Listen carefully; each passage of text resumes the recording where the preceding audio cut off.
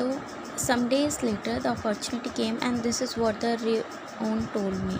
तो कुछ दिनों बाद रियोन उस बताता है कि जब वह 40 साल पहले एक मिलिट्री एकेडमी का इंस्ट्रक्टर था वुल्सविच में, वह वहाँ पे था जब इस सोल्जर का प्रीलिमिनरी एग्ज़ामिनेशन था। तो उसे काफ़ी बुरा लगता है क्योंकि इस सोल्जर को छोड़ के, जो कि जिसे हम हीरो कह रहे हैं, बाकी सब ने आंसर्स दिए लेकिन इसने नहीं दिए। तो क्लर्जीमैन को ये देख के बहुत ही दुख होता है क्योंकि ये जब वह इस सोल्जर को देखता है, ये बहुत ही काम होता है, लवेबल होता है, बहुत ही इनोसेंट लग रहा होता है। तो उसे बहुत दुख होता है कि मतलब इतना अच्छा ये है लेकिन इसने कुछ भी आंसर नहीं दिया और अपने आप को ऐसा खड़े होके सिर्फ एक फुलिश और स्टूपिडिटी का इमेज प्रेजेंट कर रहा है। At all the compassion in me was aroused on his behalf. मतलब तो उसे ऐसा लगा कि मुझे इसकी मदद करनी चाहिए, तो क्योंकि वह सोच रहा था क्योंकि अगर अगले टर्न में ये आया तो ये बहुत इजीली आउट हो जाएगा, इसलिए वह सोचता है कि उसे इसकी मदद करनी चाहिए, सोल्जर की मतलब की। तो वो क्या करता है, क्लर्जीमैन उसको साइड ले जाता है और पूछता है कि तुम्हें क्या क्या आता है। तो उसे पता चलता है कि इसको ना थोड़ा बहुत जूलियस सीज़र का जो स्टोरी होती है उसे थोड़ी बहुत पता है। तो वो क्या करता है, बार बार उसे जूलियस सीज़र के जो भी क्वेश्चंस होते हैं, जितना भी उसे पता होता है, सारे वो याद दिला देता है। और जब नेक्स्ट टर्न में उस सोल्जर की एग्ज़ामिनेशन की बारी आती है तो उससे वह वही क्वेश्चन पूछता है जो कि उसको पहले से पता होते हैं। तो इस वजह से वह उस एग्ज़ामिनेशन में पास हो जाता है क्योंकि उस एग्ज़ामिनेशन में उससे जूलियस सीज़र के अलावा और कुछ नहीं पूछा जाता। और जैसे कि आपको बताया था कि जूलियस सीज़र के बारे में उसको पता होता है और क्लर्जीमैन उसकी हेल्प भी करता है उन सब क्वेश्चंस को लर्न करने के लिए।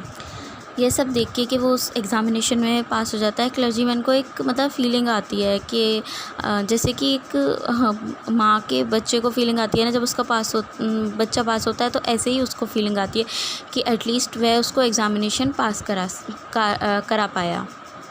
तो वह उसके लिए एक चैरिटी करता है, मतलब उसको कोई ऐसा लगाव नहीं था लेकिन हाँ उसे ऐसा लगा कि उसको उसकी हेल्प करनी चाहिए।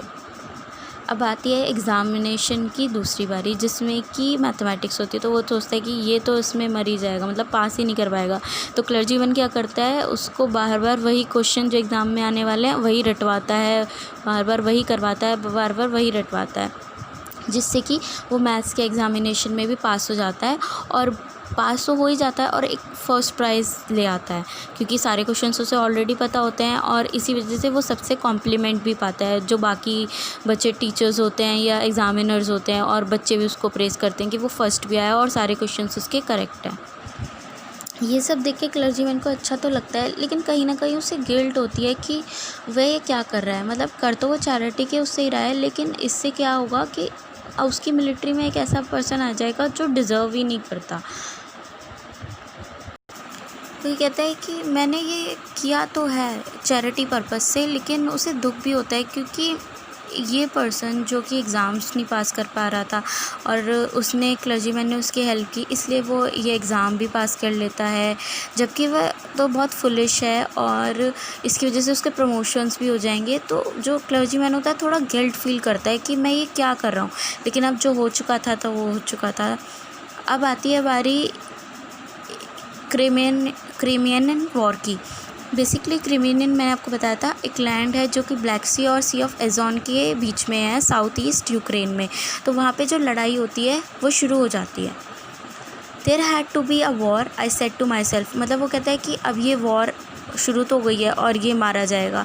तो वो कहता है कि अब मेरी रिस्पॉन्सिबिलिटी है कि जब तक ये मतलब वो लोग इसके पास ना आए, ये मेरी भी रिस्पॉन्सिबिलिटी है क्योंकि मैंने इसे पास कराया था, तो मैं भी रिस्पॉन्सिबल हूँ कि मुझे भी वॉर में जाना चाहिए।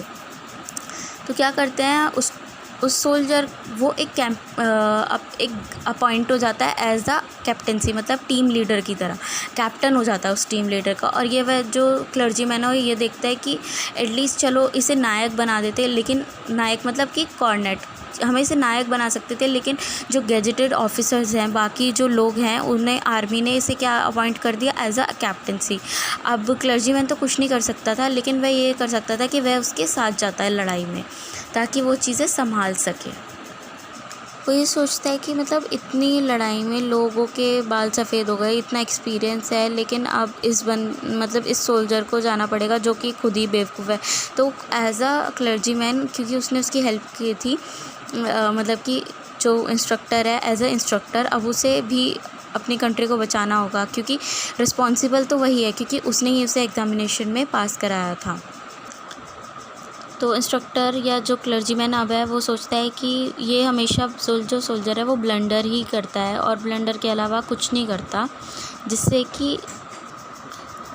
कि चीज़ें बेकार ही होती हैं। लेकिन जो उसके साथ के सोल्जर्स थे, वो हमेशा उसे बहुत ही अच्छा मानते थे और मतलब बहुत ही रिस्पेक्ट देते थे, और ये सोचते थे कि जो भी कर रहा है सही कर रहा है। तो जो भी वो गलतियाँ करता था, वो सब उसको, तो वे सोचते थे कि जो भी ये कर रहा है बहुत ही अच्छा कर रहा है। हमेशा सोचते थे ब्लंडर करता है तो भी उनको ये नहीं दिखाई देता था ये ब्लंडर कर रहा है। वो सोचते थे क्या ये स्ट्रेटजी है या इस तरीके से काम करना चाहिए, ये सभी सोचते थे। बट जो इंस्ट्रक्टर था, जो कि अब क्लर्जीमैन है, उसे तो पता था कि ये सिर्फ ब्लंडर्स ही करता है। लेकिन अब लड़ाई शुरू हो चुकी थी, जो वॉर था वो शुरू हो चुका था, एक एक करके सब मारे जा रहे थे। तो सिर्फ अब बचे थे कर्नल, और उसके बाद इस सोल्जर की बारी थी, जो कि रैंक में सोल्जर के बाद सबसे ऊपर था। तो जो इंस्ट्रक्टर था, तो वो सोच रहा था कि अब क्या कर सकते हैं, 10 मिनट में अब सबके सब ख़त्म ही हो जाएंगे, क्योंकि ये तो इतना फुलिश है कि इसको कुछ आता ही नहीं है। तो जब कर्नल ने आदेश दिया कि सब लोग राइट की तरफ जाएंगे, तो ये क्या करा, इसने लेफ़्ट की तरफ ले लिया और सबको इंस्ट्रक्ट किया कि जाओ उस पहाड़ पे चले जाओ, उस पहाड़ पे जाने मतलब हिल पे चले जाओ, और वहाँ पे कोई एनिमी था ही नहीं। तो अब इंस्ट्रक्टर सोचता है कि मतलब अब ये देखो एक और ब्लंडर करने वाला है और सब लोग अब मर ही जाएंगे, क्योंकि कर्नल ने बोला था राइट जाना है और ये क्या जा रहा था, लेफ़्ट। अब जैसे ही लोग, अब इतने ही वो देखता समझता, इतने ही जो सोल्जर्स थे उसकी कमांड लेके बाकी सोल्जर्स हिल पर चढ़ गए। जैसे ही वह चढ़ रहे थे, देखा इंस्ट्रक्टर ने, तो उसने सोचा कि अब तो मर ही जाने हैं। ऑब्वियसली कि 99% केसेस में यही होता कि जहाँ एनिमी नहीं है और आप जा रहे हो, तो बाकी जो एनिमीज़ की जो जगह फैले हुए हैं वो आप पे अटैक करेंगे। लेकिन एकदम से क्या हुआ, देखते हैं कि जहाँ पे उसने इंस्ट्रक्ट किया था जाने के लिए, उस चोटी पे, हिल पे, माउंटेन पे, वहाँ पे क्या होता है, रशियन सोल्जर्स होते हैं जो कि किसी को दिखाई नहीं दे रहे होते हैं। तो ये होता है कि वो वहाँ पे क्या करते हैं, वो देखते हैं कि इंग्लिश आर्मी है, तो वो कहते हैं, तो वो जो रशियन सोल्जर्स होते हैं वो कहते हैं कि यहाँ पे इस टाइम यहाँ कोई नहीं आ सकता।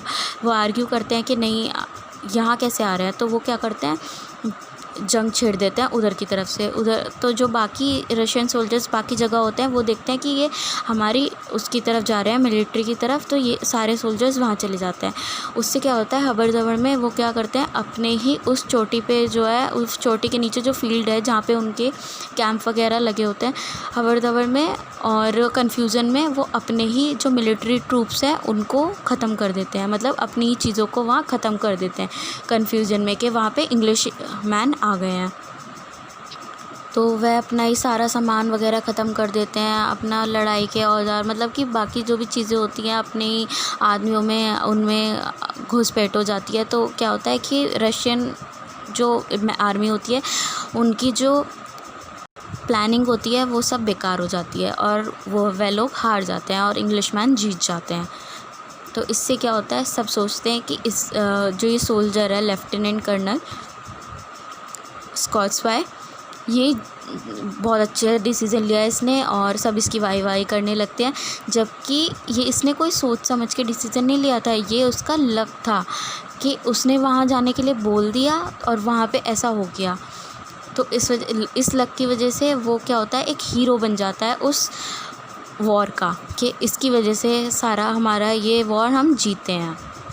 इसलिए जब ये स्टोरी क्लर्जीमैन ऑथर को बता रहा होता है, तो यही बताता है कि इस सोल्जर का सिर्फ लक था, कोई भी इसमें कोई इंटेलिजेंस नहीं थी, कोई कुछ नहीं था, प्लानिंग नहीं था। ये तो एक फुलिश मैन था और बस इसका लक था कि जो बार बार ये लक चल रहा था और वह वॉर जीत गया।